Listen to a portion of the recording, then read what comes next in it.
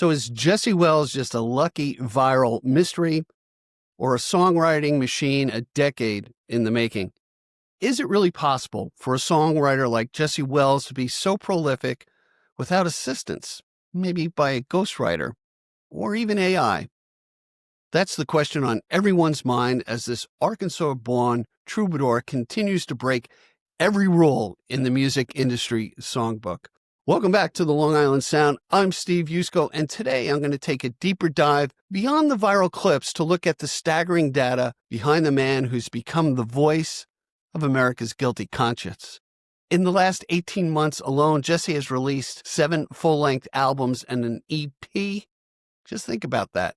Most artists take 3 years just to develop 12 songs and publish them. Jesse dropped over 60 in one go. Really, he's just a song factory. Or is he just really the hardest working man in folk music today? Let's take a look at the Wellsian statistics. They're absolutely mind-blowing.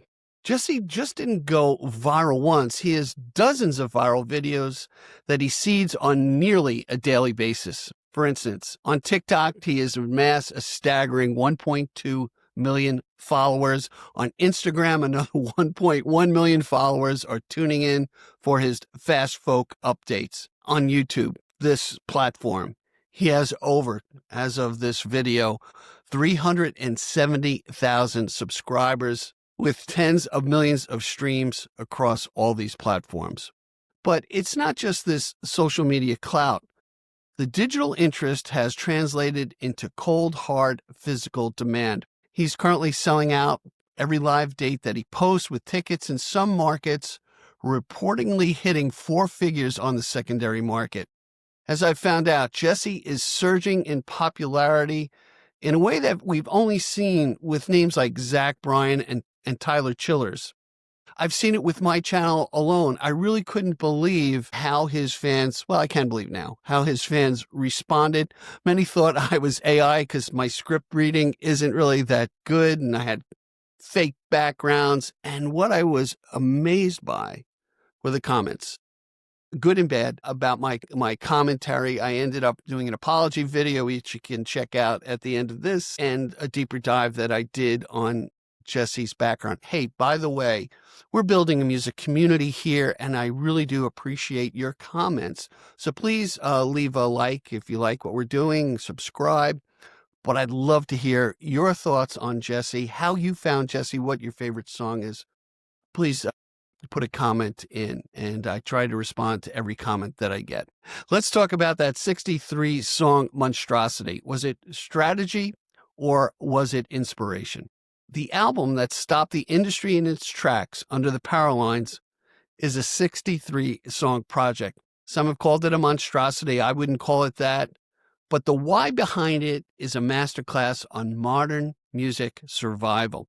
You see, Jesse became a victim of his own success. Songwriting thieves were capturing his YouTube and TikTok audio, then uploading it to Spotify themselves and stealing his royalties. Hey, by the way, this is just kind of a left field thing, but hey, Spotify, you got to police this kind of crap. This is crazy. And, AI generated music, not so much for me. What is it missing? It's missing the soul of the artist. I don't think you can produce that with AI.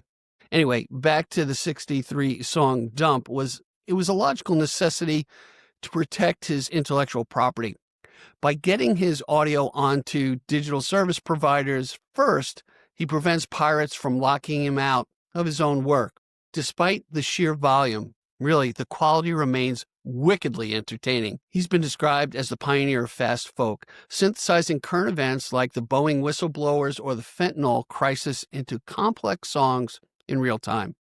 He's not just singing the news. He's masterfully constructing melodies that sources say are really underrated and profound. To those wondering about AI, I'm not AI, or Jesse using AI or ghostwriters, what I found out in this deep dive is the truth.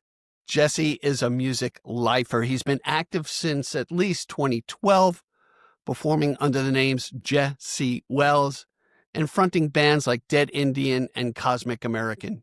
He didn't just appear out of the woods with a 3/4 Stellar guitar yesterday. He earned a degree in music theater from John Brown University. He recorded a studio album with Grammy winner David Cobb back in 2018. What we're seeing now really isn't just a party trick. It's the result of a decade of homespun recordings and struggling for years until the algorithm finally caught up with his brilliance. Hey, you see it with songwriters and people who perform live all the time. They make it look easy. But we never talk about how they woodshedded their craft for hours upon hours, or how they come up with the muse and dissected a song. That's what we do here at the Long Island Sound. I'm always interested in the story behind the singer-songwriters, how they develop the muse, and how they woodshed the craft. There we go. Tongue-tied here. Hey, by the way, I really want to know your thoughts on songwriting, on other people out there that I haven't discovered yet. It's all about music discovery here on the Long Island Sound. And let's talk about Jesse's peers. They aren't just fans, they're icons. Dave Matthews introduced him at Farm Aid, and I quote, as one of the best songwriters I've ever heard in my life. He's been awarded the John Prine Songwriting Fellowship and is the reigning Saving Country Music Songwriter of the Year.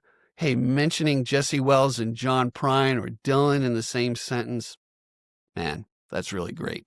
All right, what's the ultimate, and maybe not the ultimate proof of his craft, but recognition by his peers? It's the Recording Academy. For the 2026 Grammy Awards, Jesse Wells earned 4 nominations, including Best Americana Album for Middle and Best Folk Album for Under the Power Lines. He's doing all of this without being affiliated with a label. He's not signed up with the company or the man, as he puts it. He's built really his own industry from his house in a subdivision in Arkansas. And, we see that trend. I equate studio home music development as kind of when the home printer came out on the PC. It knocked the printing business out. Now, the next move is for artists to earn a living wage on what they produce. I'm looking at you, Spotify.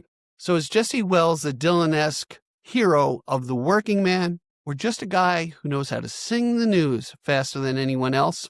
The numbers say both. He's a songwriter who has found a way to be not just a one-trick pony, but an artist who could be the defining one of our times. Hey, that's all I have today on Jesse Wells. Please check out the other videos that we've done here. I do a lot with local musicians here on Long Island, the wellspring of talent.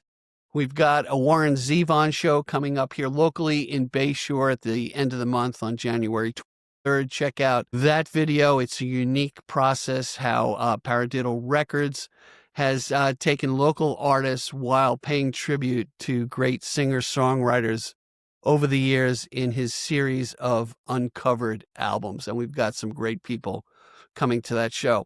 So as I say, be generous with your joy, keep your spirits high, and let the music take you on a journey. Be well, everyone.